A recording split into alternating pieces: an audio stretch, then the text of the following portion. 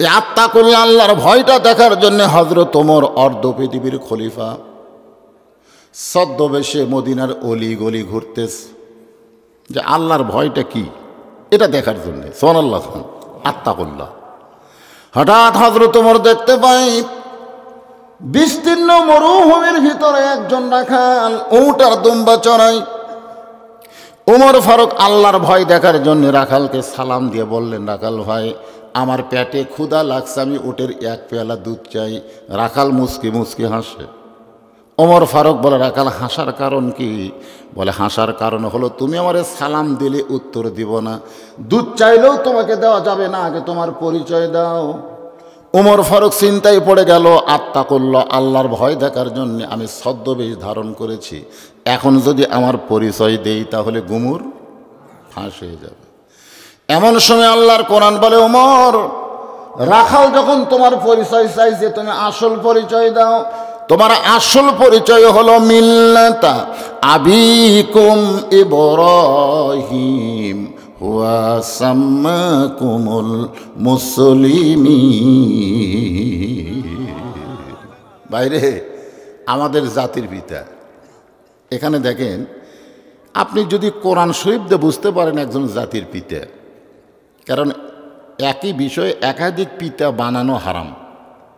যেরকম জন্ম দেওয়া পিতা কয়জন, আদি পিতা কয়জন, জাতির পিতা কয়জন।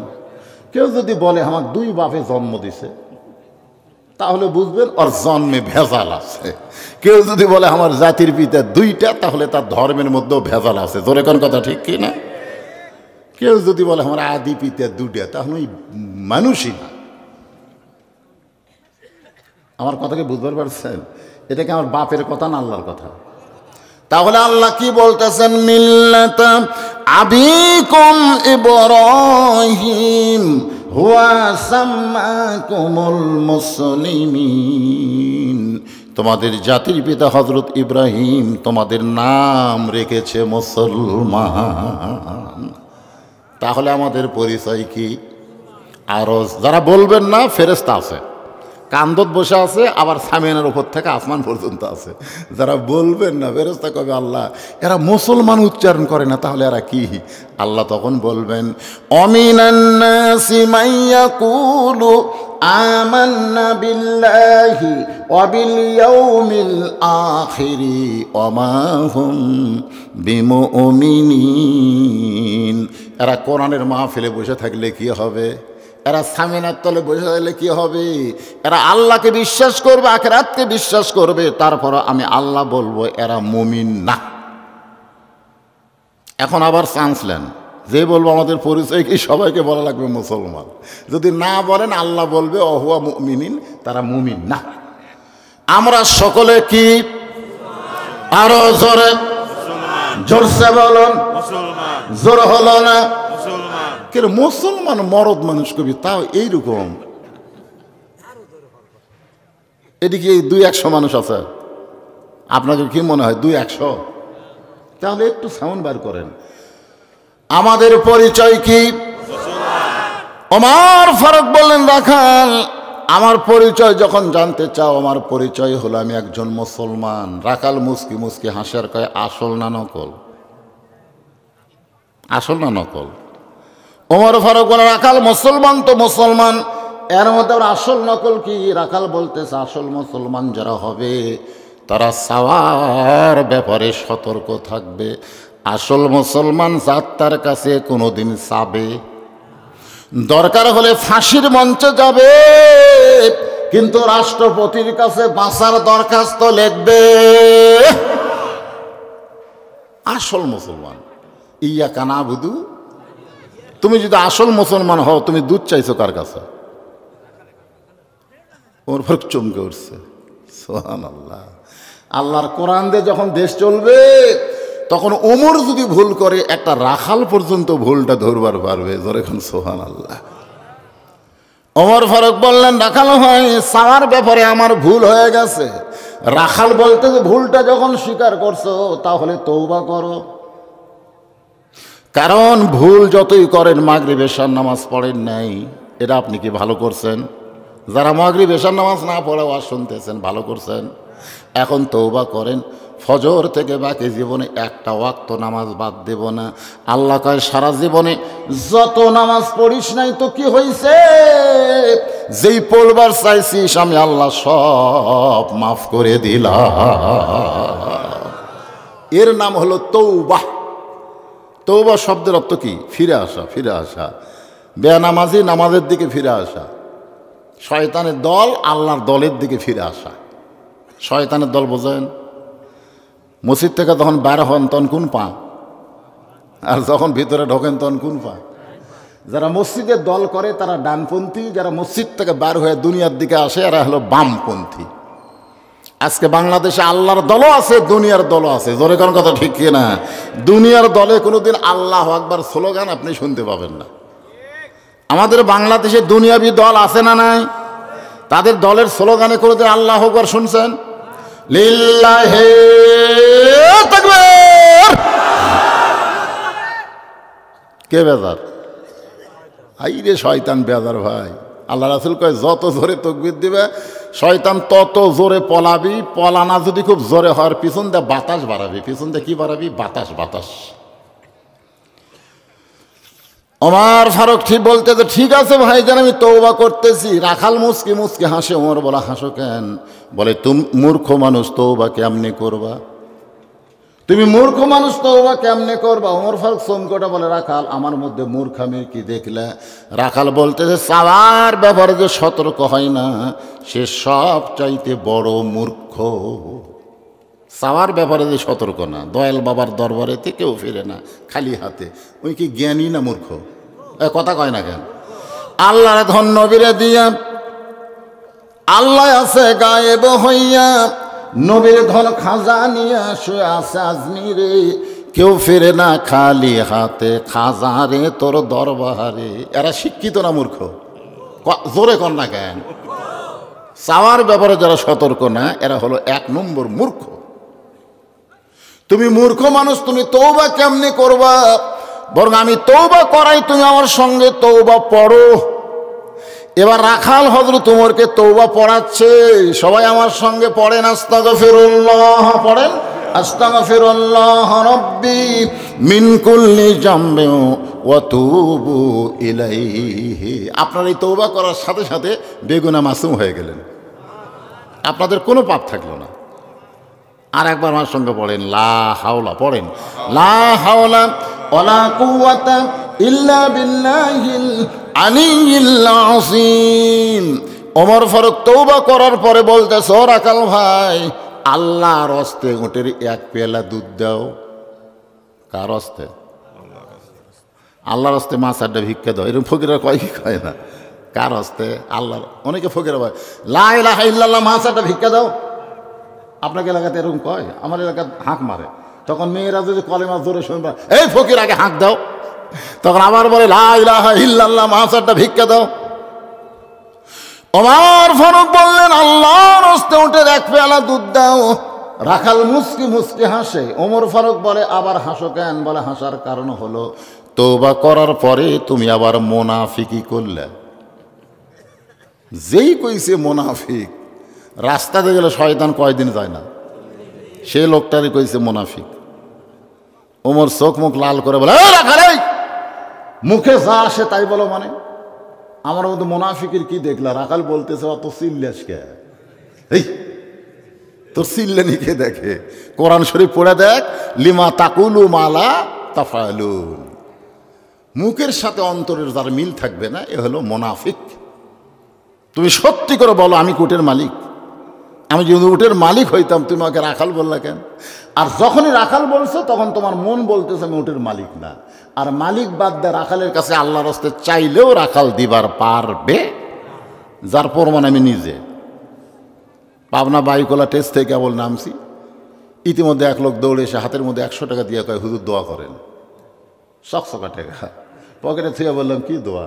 বলে বইয়ের পেটে বাচ্চা আছে, আল্লাহ যেন একটা পুত্র দেয়। আমি চিন্তা করলাম কে রে, আমি তো 3 মেয়ের বাপ। তখন পকেট থেকে 200 বের করে দিলাম। বলে হুজুর আমি 100 আপনি 200 জ্ঞান। বলে তুইও যা আমিও তাই। আমি 3টা মেয়ের বাপরে, আমার দোয়া দিয়ে যদি পুত্র সন্তান হতো তাহলে আল্লাহ আমাকে একটা দিত। তুই তো জানিস না, 2 মেয়ের পরে 15 বছর আমি স্টপ দিছি, দিয়ে একটা বেটার জন্য আবার চান্স হয়েছে, আবার কন্যা সন্তান। তখন বলে হুজুর আপনার ডাব নিলেন, আমার ডাব আমাকে দেন। ওরে 100 টাকা দেই মাত্র দিয়েছি, মারছে দৌড়। আমি কোথায় যাই? বলে বেটা ছেলের বাপের কাছে।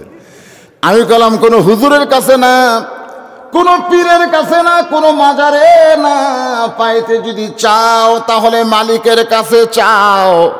জোরে কোন কার কাছে? দেওয়ার মালিককে। রাখাল বলে পথিক সত্যি যদি ওটের 1 পেয়ালা দুধ চাও তাহলে এখান থেকে মালিকের বাড়ি হলো 10 মাইল দূরে। ওই মালিকের বাড়ির দরজা গিয়া বলো, মালিক তোমার রাখাল উট আর দুম্বা চড়াই, তুমি মালিক যদি হুকুম দাও তাহলে রাখাল আল্লাহর হস্তে উটের 1 পেয়ালা দুধ দিবে। ওমর ফারুক বলে, রাখাল ভাই খামাখা অতদূর মালিকের বাড়ি যাওয়ার দরকার নাই, তোমারে 2টা টাকা দিলাম, এই 2টা টাকার বিনিময়ে উটের 1 পেয়ালা দুধ দাও। রাখাল চিল্লায় বলে, পথিক তুমি হযরত উমরকে চেনো? যদি হযরত উমরকে চিনতা তাহলে এরকম বেসাইজা কথা বলতা না। উমর ফারুক বলে, ভাই কি বেসাইজা কথা? রাখাল বলে, আল্লাহর আইন দিয়ে এখন রাষ্ট্র চলে। সুবহানাল্লাহ খান না খান? যদি উমরের গুপ্ত বাহিনী দূর থেকে দেখবার পায় তুমি আমার 2 টাকা ঘুষ দিছো, আর মালিক বাদ দা তোমাকে 1 পেয়ালা উটের দুধ দিলাম, তাহলে তোমাকেও ধরবে আমাকেও ধরবে। এ বয়সে কি তুমি ধরা পড়বার চাও? ওমর ফারুক বলে, রাখাল রে তাহলে চলো পাহাড়ের গুহার মধ্যে যাই, ওই গুহার মধ্যে গিয়া গোপনে তোমাকে 2টা টাকা দিব, তুমি গোপনে উটের মালিকও জানতে পারবে না, ওমরের গুপ্ত বাহিনীও দেখতে পারবে না। রাখাল চিল্লে বলে, তুমি ভণ্ড, তুমি ভণ্ড, তুমি ভণ্ড। ওমর ফারুক বলে, রাখাল আমার মধ্যে ভণ্ডামির কি দেখলা? রাখাল বলে, পথিক রে ওমরের গুপ্ত বাহিনী দেখতে পাবে না, আমার মালিক জানতে পারবে না, কিন্তু রাখালের আল্লাহ সব কিছু দেখতে কে দেখতেছে?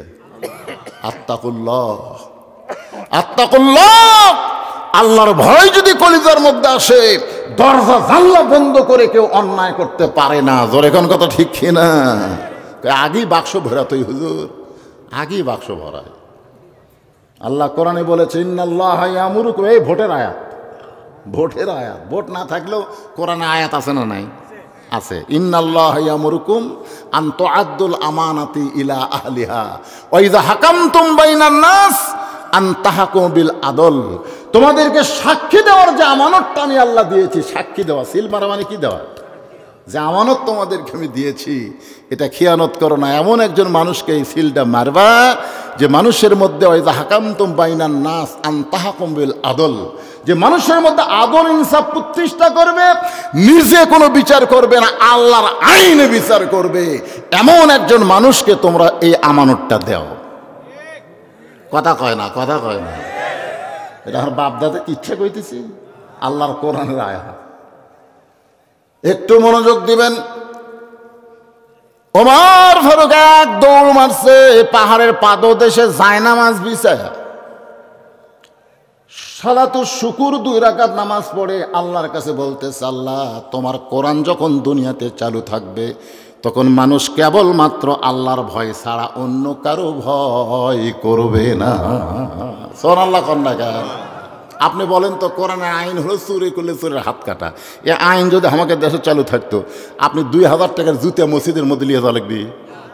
জুতা কেন, 1 টোপলা সোনাও যদি থাকে মসজিদ দরজা থুবেন, তুইয়া নামাজ পড়বেন, চোর হাত দিবার চাবি, যে হাত দিবার চাবি আর ইমান বলবি কে হাত তো দিচ্ছ, হাত থাকবি তো।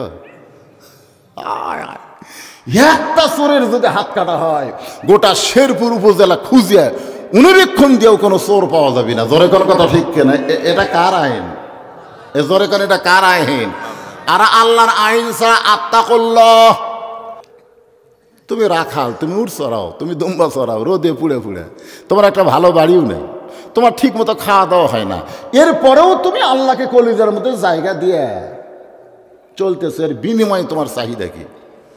সঙ্গে সঙ্গে রাখাল চোখের পানি নিয়ে বলে, পথিক আমার চাহিদা যখন শুনতে চাও তাহলে শোনো, আমার চাহিদা হলো রব্বানা, সকলে পড়েন, রব্বানা আতিনা ফিদ দুনিয়া হাসানাতাও ওয়া ফিল আখিরাতি হাসানা ওয়া কিনা আযাবান্নার। আপনারা এই দোয়া করেন না ভাই? এই দোয়া কি আপনারা করেন না? এর বাংলা বোঝেন? একজন তাও কসে রে 25 বছর হলে নামাজ পড়ে, তা ও ঢোকার সময় আল্লাহুম্মা তাহলে আবু রহমাতিক। তাই আমি একদিন ধরে গেলাম, কে ভাই এই যে ঢোকার সময় যে দোয়াটা করলেন এর বাংলা কি? হুজুর আমি তো বাংলা জানি না। সবাই কয় আমিও কই। রাখাল বলে পথিক আমার চাহিদা হলো দুইটা।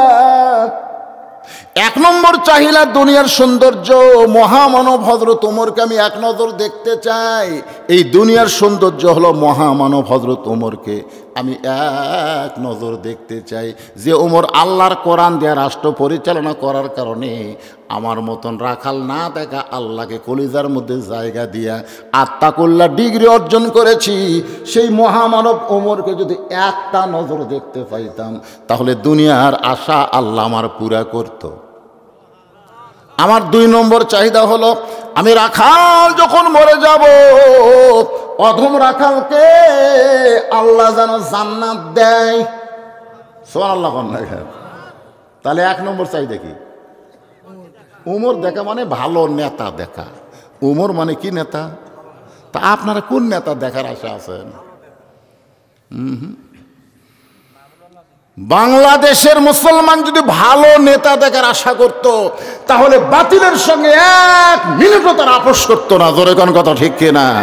দরকার বলে হকের পক্ষে জীবন দেব, বাতিলের সঙ্গে আপোষ করব। একবার খালি কয়ে দেখেন, কারণ চোর কোনোদিনও সাহসী হয় না। চোর চোরই, ঠিক কিনা? এখন আপনি যদি পঙ্গু মানুষ ঘরের মধ্যে চেতন থাকেন, চেতন বোঝেন না?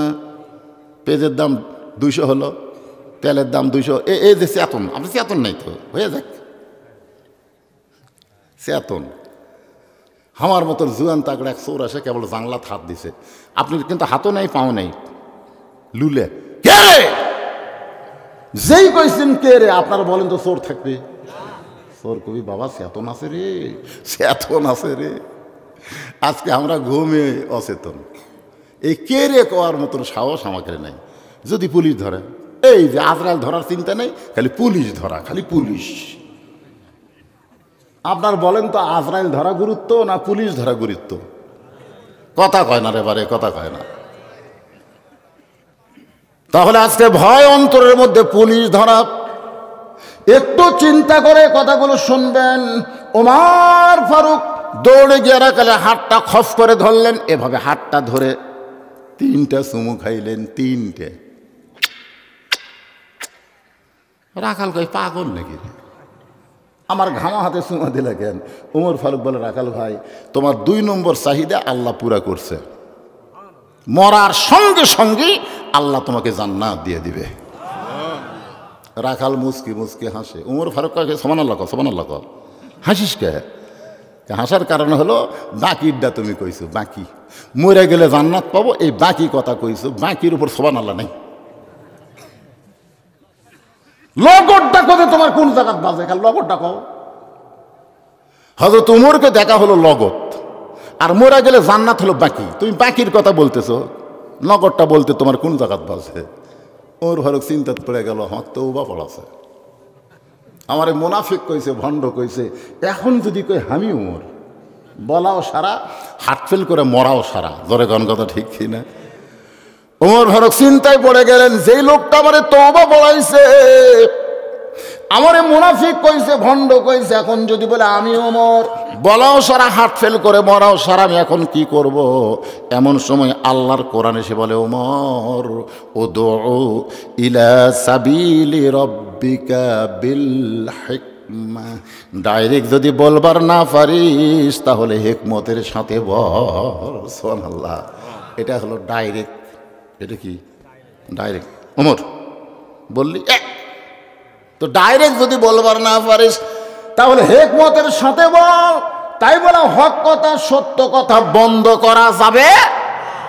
আজকে বাংলাদেশের পরিবেশ খারাপ, আল্লাহ বলে বজলুর রশিদ ডাইরেক্ট যদি বলবার না পারিস তাহলে হেকমতে বল, হক কথা বলাই লাগবে। হক কথা না বলে বক্তা মরলে আগে জাহান্নামের মধ্যে ঢোকা লাগবে। ধরে কোন কথা ঠিক না? হক কথা বলা লাগবে না? ওমর ফারুক বলে না কাল ভাই, তুমি যদি হযরত ওমরকে দেখতে চাও তাহলে ফজরের নামাজ তোমাকে সামনে কাতারে আদায় করা লাগবে। ফজর যদি সামনে কাতারে আদায় করো তাহলে মেহরাবের মধ্যে লক্ষ্য করে দেখবা যেই মানুষটা ইমামতি করতেছে ওই মানুষটি হলেন হযরত ওমর। একটু দূর দেখইছে, রাখাল ছোট বাচ্চার মতন কাঁদতেছে। ওমর ফারুক বলে রাখাল কান্দো কেন? বলে কান্দার কারণ হলো আমি বারান্দায় নামাজ পড়ি, আমি মসজিদের ভিতরে ঢোকার সাহস কোনোদিন পাই না। ওমর ফারুক বললেন মসজিদের মধ্যে ঢোকার সাহস কেন পাও না? রাখাল বলে মসজিদের মধ্যে দামি দামি সাহাবীর মধ্যে আমি অধম রাখাল কেমনে যাই? ওমর ফারুক বললেন রাখাল, ইন্না আকরামাকুম ইনদাল্লাহি আতকাকুম, ওই ব্যক্তি সবচাইতে দামি হয় যার কলিজার ভিতরে আল্লাহর ভয়। আত্তাকুল্লাহ সবচাইতে দামি। আপনি খেরের উপর বসে আছেন আর আমি চেয়ারে বসে ওয়াজ করতেছি, আমি দামি? এটা কখনোই মনে করা যাবে না। অনেক বক্তাকে আল্লাহ জাহান্নাম দেবে, অধিকাংশ শ্রোতাকে আল্লাহ জান্নাত দিয়ে দিবে। জোরে কোন সুবহানাল্লাহ। আমাদের মতন অনেক বক্তাকে টেনে টেনে জাহান্নামত দিয়ে দিচ্ছে। তখন আপনারা কবেন আল্লাহ এই হুজুরের ওয়াজ শুনে আমি ফজরের নামাজ জামাতে পড়ছি, তাহলে এই হুজুর জাহান্নামত যাচ্ছে, আমি জান্নাত? আল্লাহ কয় ওই তো কষে ঠিকই রে, ওই লিজেই ঘুম পাড়ছে, ফজরের জামাত কাজা করছে। এই জন্য তোরা আর ওয়াজ শোনা জান্নাত যা, আর এই জাহান্নামে। তখন আপনারা কবেন আল্লাহ যে হুজুরের ওয়াজ শোনা আল্লাহ তুমি আমাকে জান্নাত দিছে, ওই হুজুরকে তুমি একটু মাফ করে দাও আল্লাহ। তখন আল্লাহ বলবে আল্লাহ তাস্তাহি আনফুসুকুম, তোদের কথা মতো আমি হুজুরকে মাফ করলাম, যা এই হুজুর যা। তখন আপনারা সামনে সামনে, আমি চোরের মতন পিছনে পিছনে। ভাই রে, কে দামি কে কম দামি এটা হয় আল্লাহর ভয়ের উপরে। জোরে কর সুবহানাল্লাহ। আত্তাকুল্লাহ, খুব খেয়াল করবেন। ইন্না আকরামাকুম ইনদাল্লাহি আতকাকুম। ওমর ফারুক বলে রাখাল তুমি বারান্দায় নামাজ পড়ো তুমি কম দামি, আর ভিতরে যারা নামাজ পড়ে তারা বেশি দামি। এই কথা তোমারে কে বুঝাইলো? ওমরকে যদি দেখতে চাও তাহলে ফজরের নামাজ সামনে কাতারেই তোমাকে আদায় করা লাগবে। রাখাল এতদিন নামাজ পড়েছে বারান্দায়, আজকে ঢুকবে মসজিদের ভিতরে শুধুমাত্র হযরত ওমরকে এক নজর দেখার আশায়। ধরে কোন সুবহানাল্লাহ। কিছুক্ষণ পরে মুয়াজ্জিন আকামত শুরু করেছে। যেই মাত্র মুয়াজ্জিন আকামত শুরু করেছে এমন সময় হযরত ওমর মেহরাবের মধ্যে ঢুকছে। ধরে কোন কার মধ্যে? মেহরাবের মধ্যে ঢুকছে। রাখাল খালি এইরকম করে দেখতেছে, এইরকম করে দেখে বুঝার পেয়েছে এটাই তো সেই। যেই মুয়াজ্জিন বলেছে কদ কামাতিস সালাহ কদ কামাতিস সালাহ, সঙ্গে সঙ্গে রাখাল আল্লাহু আকবার। ওসমান গনি হাতটা ছাড়া দেয়া বলতেছে ভাইজান ইমাম সাহেব ভুল করলে মানুষ লোকমা দেয়, এখনো আকামতই শেষ হয় নাই, তুমি আল্লাহু আকবার লোকমা দিলে। রাখাল বলতেছে এই জন্যই তো তুমি কানা, এতদিন হলে সামনে কাতারে তুমি দেখবার পাও না। আরে মিয়া কি জন্য লোকমা দিলাম তুমি জানো না? সঙ্গে সঙ্গে দ্বিতীয় কাতারে একজন মুসল্লি এসে রাখালের হাতটা খফ করে ধরে বলতেছে তোকে সামনে দেখার পরে আমার সন্দেহ হয়েছে। কেরে পাগল, এতক্ষণ যে লোকটা তোর হাতটা ধরে দাঁড়িয়েছিল এই মহামানবকে তুই চিনিস? রাখাল বলতেছে আমি বারান্দাত নামাজ পড়ি, ভিতরে কাউকে আমি চিনি না। সাহেব বলতেছে যে মানুষটা তোর হাত ধরেছিল এতক্ষণ, যারা তুই কানা কানা বলে তিরস্কার করতেছিস, ওই মানুষটা হলো নবীর ডবল জামাই ওসমান গনি। যেই বলেছে নবীর ডবল জামাই ওসমান গনি, রাখাল ছোট বাচ্চার মতন ফোপায়ে ফোপায়ে কান্দে। রাখাল চিল্লায় বলতেছে ওই পথিক আমার সর্বনাশ করছে। ওমর ফারুকের দিকে লোক দেখাইয়া আঙ্গুল দিয়ে বলতে, পথিক আমার সর্বনাশ করছে। ওই পথিক আমারে কইছে, ফজরের নামাজ যদি সামনে কাতারে আদায় করো তাহলে মহামানব হজরত ওমরকে দেখতে পাইবা। শুধু হজরত ওমরকে দেখার জন্য আমি সামনে কাতারে, কিন্তু ওমরকে দেখতে এসে যদি ওই পথিককে আমি দেখতে পাই তাহলে তোমরাই বলো লোকমা দেওয়া ছাড়া তোমার উপায় নাই। আমি আল্লাহু আকবার লোকমা দিয়া ওমরকে মেহরাব থেকে সরাই দিব। ওই জায়গায় হজরত ওমরকে আমি এক নজর দেখতে চাই। হাজার হাজার সাহাবীরা কান্দে। সমস্ত সাহাবীরা যখন কাঁদতেছে, রাখাল চিল্লায় বলে, আল্লাহ, বারান্দায় নামাজ পড়া ভালো, এই ভিতরে কেন কান্দাকান্দি শুরু হয়ে গেল? ওসমান গনি বলে, রাখাল ভাই, ভিতরে কান্দাকান্দির কারণ হলো তুমি যারে পথিক পথিক বলতেছ তিনি হলেন হজরত ওমর। গাছের গোড়া কাটলে গাছটা যেমন ঠাস করে পড়ে যায়, রাখাল তেমনি পড়ে গেলেন মেহরাবের ভিতরে। কাটা মুরগির মতন ছটফট করে বলতেছে, আমির আল মুমিনিন, আমি আপনাকে তওবা পড়াইছি, আমি আপনাকে মুনাফিক কইছি, ভণ্ড কইছি, অথচ অদম রাখালকে আপনি কিছুই বলেন নাই। ওমর ফারুক এক টানে রাখালকে তুলে রাখালের কপালে একটা চুমা খায়। সাহাবীরা চিল্লায় বলে, আমির আল মুমিনিন, যেই লোকটা আপনাকে তওবা পড়ানোর কথা বলতেছে, মুনাফিকের কথা বলতেছে, ভণ্ডর কথা বলতেছে, আর আপনি তার কপালে চুমা দিয়া তাকে বুকের মধ্যে নেন, কারণ কি? ওমর কান্দের বলে, রাখাল রে, তোমার এত কথা হজম করার পেছনে আমি তোমার ভিতরে আত্তাকুল্লাহ, আল্লাহর ভয় দেখেছি। শুধুমাত্র আল্লাহ তাআলার ভয় দেখার কারণে আমি এত কথা ইচ্ছা করে হজম করেছি। রাখাল, তুমি রাখাল নও, তুমি কোরআন আমলকারী। কোরআনের সমাজ, কোরআনের রাষ্ট্র যখন চালু হবে তখন রাখালের মতো প্রত্যেকটা মুসলমানের করে যায় আত্তাকুল্লাহ হাক্কা তুকাতিহি, আল্লাহ ঢুকাইয়া দিবে। তাহলে কোরআনের সমাজ আমাদের দরকার আছে না নাই ভাইজান? আল্লাহ জিবরাইলকে 600 পাখা দিয়েছেন। কয়শো? মাশাআল্লাহ। একদিন নবী জিজ্ঞাসা করলেন, জিবরাইল, লহে মাহফুজ থেকে কোরআন নিয়ে আমি নবীর কাছে আসতে তোমার কত সময় লাগে? ফেরেশতা জিবরাইল বললেন, হুজুর, চোখ বন্ধ করবেন আর খুলবেন, এরই মধ্যে হাজির। এই আলোর চাইতেও কোটি কোটি গুণ বেশি গতি আল্লাহ জিবরাইলকে দান করছে। জোরে কান সুবহানাল্লাহ। 600 পাখা নিয়ে জিবরাইল উড়াল দিলেন। কারণ ফেরেশতাদেরকে আল্লাহ পাখা দিয়েছে, মানুষকে আল্লাহ পাখা দেয়নি। যদি আল্লাহ আমাদেরকে পাখা দিত, মনে করেন যদি আমাদেরকে দিত, এ হরতাল অবরোধ করে কোনো লাভ আছে? কোনো লাভ নেই। যারা রাস্তাঘাটে চলে তাদের জন্য হরতাল অবরোধ, আর যারা ওড়ে, মনে বড় আশা ছিল যাব মদিনায়, আরব সাগর পাড়ি দিব, নাই কই আমার তরি, আমি পাখি নই যে উড়ে যাব, ডানাতে ভর করি, আমার স্বাদ আছে সম্বল নাই, করি কি উপায়। সবাই বলেন, মনে বড় আশা ছিল যাব মদিনায়। যদি আল্লাহ আমাদেরকে পাখা দিত, মনে করেন, তাহলে আপনারা কোথায় যাইতেন? দেখছেন, একটা লোক কয় না মক্কায়। মক্কার কথা আমি আজ পর্যন্ত শুনিনি। এ যারা হজ করছে, হজের লোক নিয়ে যায়, তারা কিন্তু মদিনার চাইতে মক্কার গুরুত্ব বেশি দেয়। 1 রাকাত নামাজ পড়লে 1 লক্ষ রাকাত নামাজের সওয়াব। আর মদিনায় যদি পড়েন তো খুব বেশি বলে 50,000, তাহলে ডবল সওয়াব মক্কায়। ফেরেশতা জিবরাইল 600 পাখা নিয়ে উড়াল দিলেন। এই দুনিয়ার 1 মাস, কোন কিতাবে লেখছে 1 সপ্তাহ পর্যন্ত জান্নাত দেখলেন। দেখার পরও জান্নাতের সীমানা পাইলেন না। আলোর চাইতে বেশি গতি নিয়ে 1 মাস উড়াল দিলেন, এরপরে জান্নাতের শেষ পাইনি।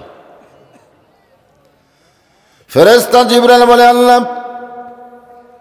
কত বড় জান্নাত বানাইছেন, এখন পর্যন্ত সীমানা পাইলাম না। আল্লাহ বলে, জিবরাইল, জান্নাত যদি হয় 16 আনা, তুমি সবে মাত্র দেখছো তার 1 আনা। কয় আনা?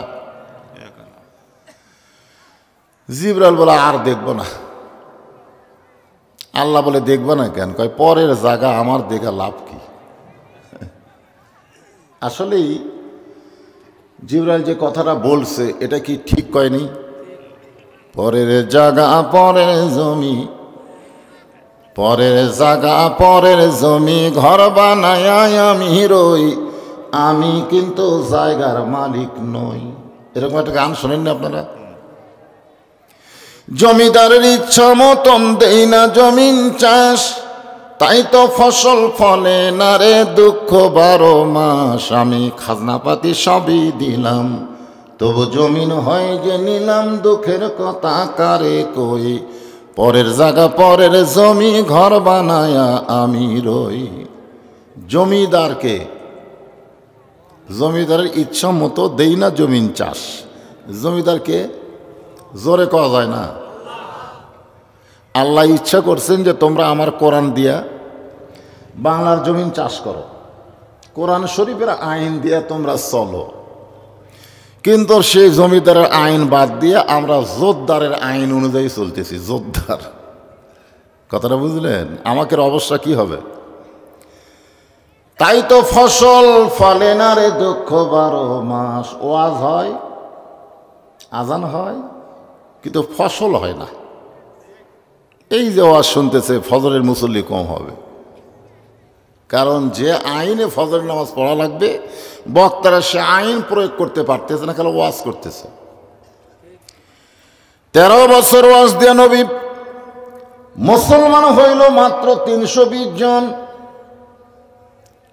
হিজরত করার পরে মদিনায় আল্লাহর আইন চালু করার কারণে 8 বছরে 10,000 সাহাবী নিয়ে মক্কা বিজয়। জোরে খান সুবহানাল্লাহ।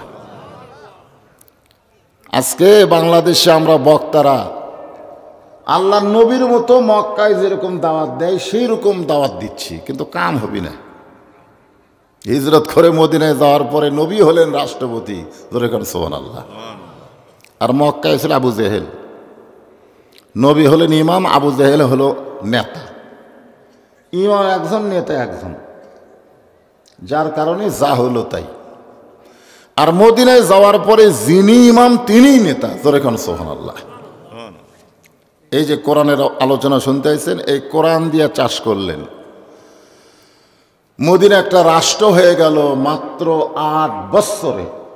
যেখান থেকে গভীর রাত্রে হিজরত করে মদিনায় গেলেন, সেই দেশটা আবার কি করলেন? মক্কা আবার বিজয় করলেন। জোরে খান সুবহানাল্লাহ। আল্লাহ বললেন, জিবরাইল দেখবে না যখন, তাহলে বের হও। ফেরেশতা জিবরাইল বললেন, আল্লাহ জান্নাত থেকে বের হওয়ার পূর্বে আপনাকে একটা কথা বলবো। আল্লাহ বলে, কি কথা? বলে, এত বড় জান্নাত যার জন্য বানাইছেন, যাদের জন্য বানাইছেন, আমার মনে হয় তারা কোনোদিন জান্নাত দেখাই শেষ করে পারবি না। আমি 600 ডানা নিয়ে বিদ্যুতের চাইতে বেশি গতি, আলোর চাইতে বেশি গতি নিয়ে দেখলাম 1 মাসে কয় আনা? 1 আনা। ওরা তো উড়বার পারে না, হেঁটে হেঁটে এত বড় জান্নাত আমার মনে হয় কোনো দিনও শেষ করে পারবে না।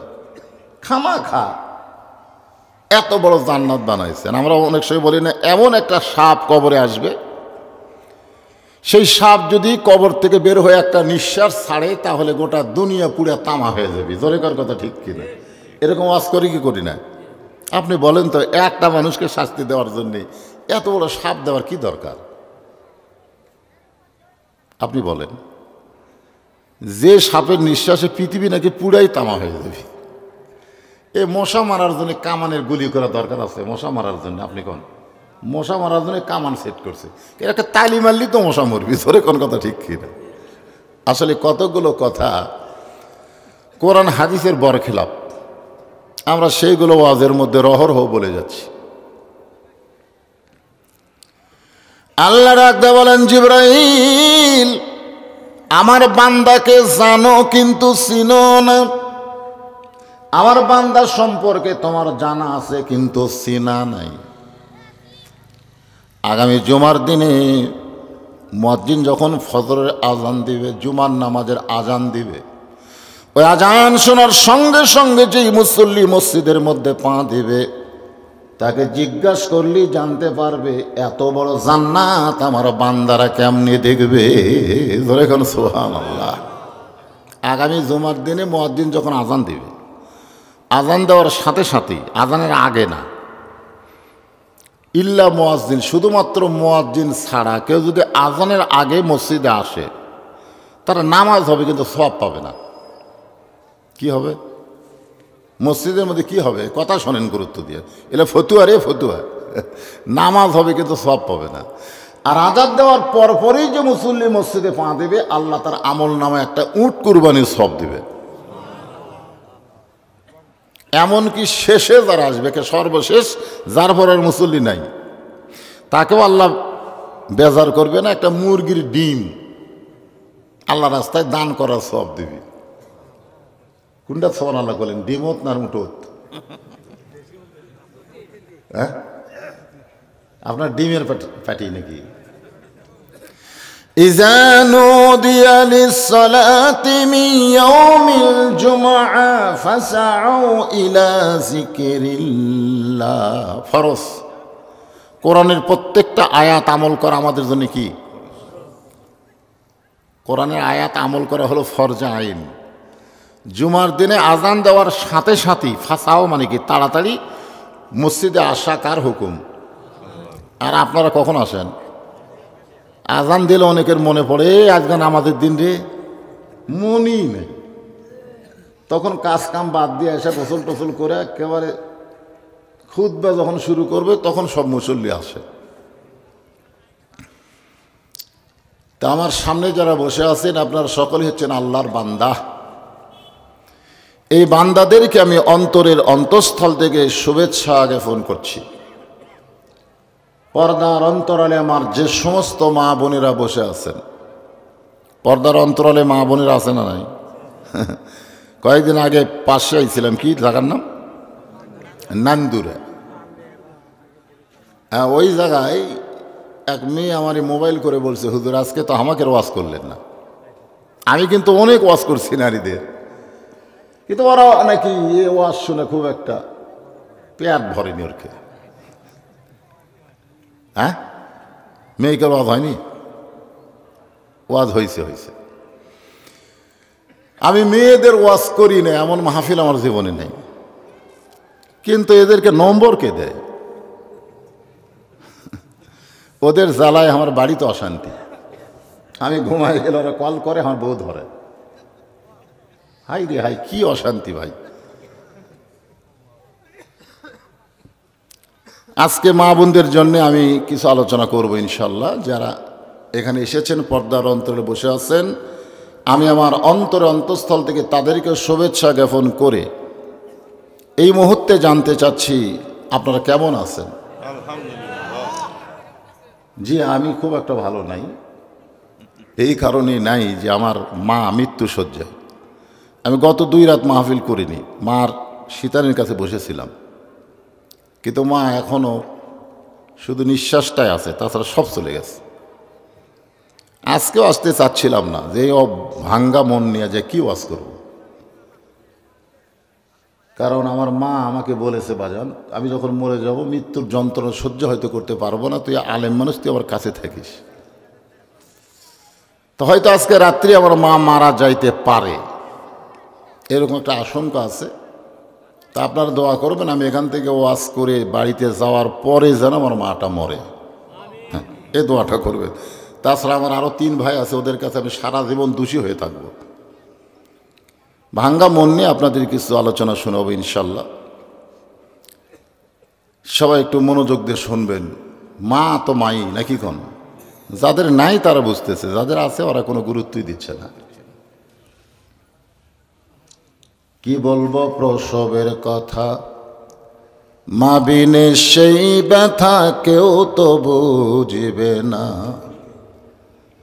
মাজন ঠেকিয়া সন্তানের দায়, অকালে মা মারা যায়, কেন সে মায়ের ভক্তি করবা না, এমন দরদি ভবে কেউ হবে না আমার মা, মা গো। গভীর রাত্রে ডাক দিল বাইজি, এক পেয়ালা পানি। ঘুম থেকে চেতন পাইছে 6 বছরের বাইজি। ঘরের মধ্যে কোনো পানি নাই, অনেক দূর থেকে পানি নিয়ে এসে গিলাস ভরা। মায়ের দিকে তাকায় দেখে মা ঘুমাইছে। 6 বছরের বাইজি চিন্তা করলো ঘুমন্ত মাকে ডাক দেওয়া বড় বেয়াদবি হবে। কঠিন শীতের পর ঘন্টা ঘন্টা পানির জন্য মায়ের শিওরে দাঁড়ায় আছে।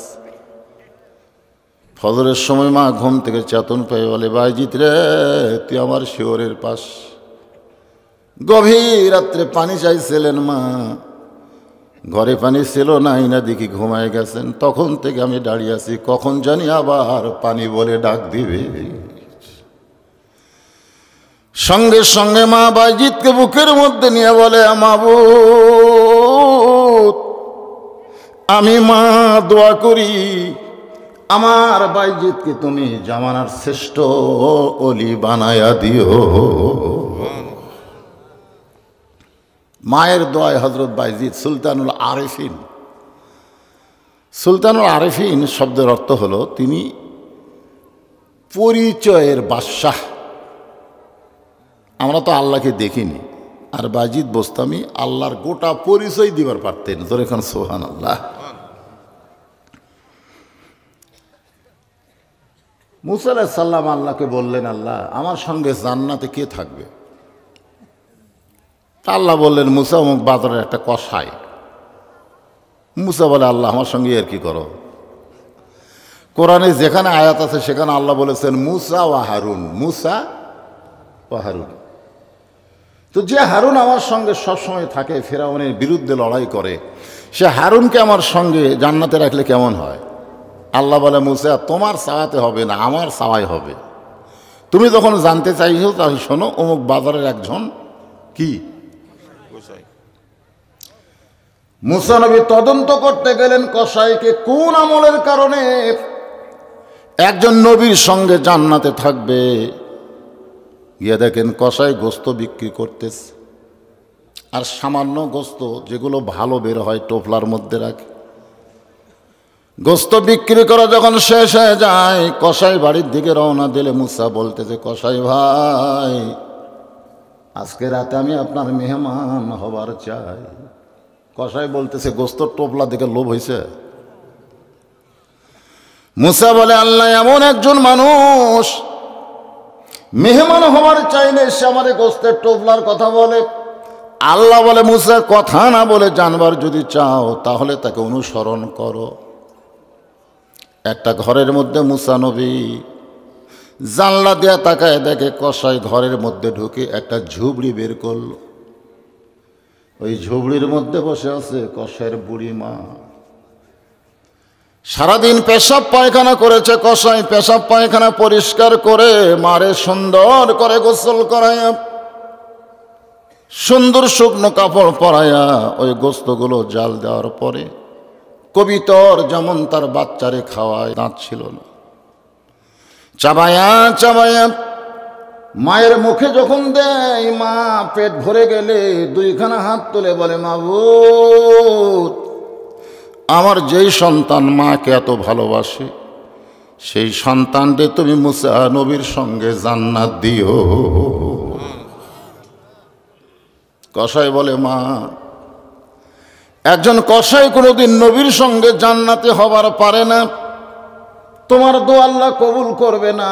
মুসা জানলা থেকে চিৎকার বলে, কসাই ভাই, মায়ের দোয়া আল্লাহ কোনোদিন ফেরত দেয় না। আমি হলাম মুসা পয়গম্বর, আল্লাহ আমার সঙ্গেই তোমারে জান্নাত দিবে। জোরে কান সুবহানাল্লাহ। ইমাম শাফি রহমতুল্লাহ আলাইহি আল্লাহর ঘর তাওয়াফ করতেছেন, তার সঙ্গে অনেক ছাত্র আল্লাহর ঘর তাওয়াফ করে। এমন সময় লক্ষ্য করে দেখ এক যুবক মাথার ওপর ঝুড়ি নিয়ে আল্লাহর ঘর তাওয়াফ করে। ইমাম শাফি বলে, যুবক ঝুড়িখানা তাঁবুর মধ্যে রাইখা তুমি আল্লাহর ঘর তাওয়াফ করো।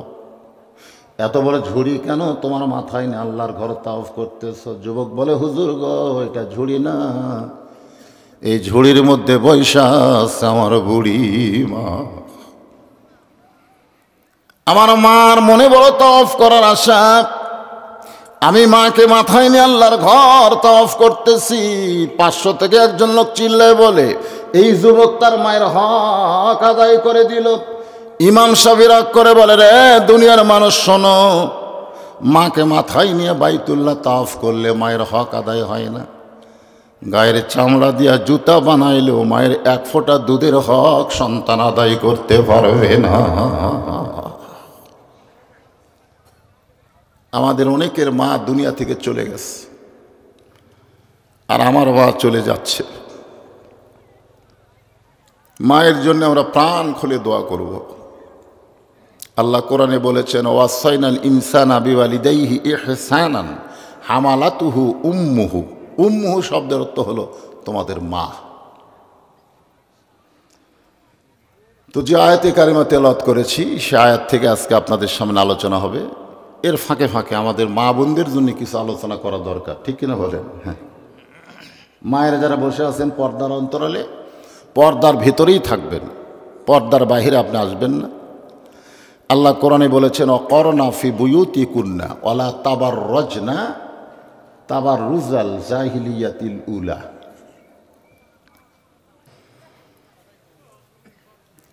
আমার মায়েরা যারা পর্দার অন্তর আছেন, আজকে আপনাদের জন্য আলোচনা করব। তার আগে আমার বাবাদের জন্য ওয়াজ হচ্ছে, ইয়া আইয়ুহাল্লাযীনা আমানু তাকুল্লাহা হাক্কা তুকাতিহি ওয়া লা তামুতুন্না ইল্লা ওয়া আনতুম মুসলিমুন। আল্লাহু আকবার, আল্লাহু আকবার। যারা আল্লাহকে বিশ্বাস স্থাপন করেছ, আল্লাহ বলেছেন তোমাদের 1 নম্বর আমল হচ্ছে আত্তাকুল্লাহ। ভয় করতে হবে কাকে? সত্যি করে বলেন তো, বর্তমানে আমরা ভয় করি কাকে? হ্যাঁ, কে কি বলতেছে? কেউ কয় পুলিশ, কেউ কয় প্রধানমন্ত্রী। হায় হায় হায়। আপনারা যখন ওই যে আপনাদের উপজেলাতে একটা মডেল মসজিদ বানায়নি, ওই মসজিদে যদি জোহরের নামাজ পড়বার যান, আর পাওয়ার যদি 2000 টাকার জুতা থাকে, আপনি বলেন তো জুতারা কি দরজা থবেন? কুটিলিয়ে যাবেন। মসজিদের মধ্যে কার ভয় নিয়ে যাচ্ছেন? পুলিশের ভয়ে, হাসিনার ভয়ে, না চোরের ভয়ে? যখন মানুষের তৈরি আইন দিয়ে বাংলাদেশ চলবে, তখন চোর ডাকাতের মশান বেশি হবে। আজকে আমাদের বাংলাদেশে যারা চোর ডাকাত বাটপার, এদেরই কিন্তু মশান বেশি। জোরে কোন কথা, ঠিক কিনা? হ্যাঁ, আল্লাহর ভয় চোরের ভয় একসঙ্গে যদি রয়, তার কোনোদিন নামাজ কবুল হয়? আত্তাকুল্লাহ শব্দের অর্থ ভয় কার? আরো জোরে বলেন, ভয় কার? আত্তাকুল্লাহ দেখার জন্যে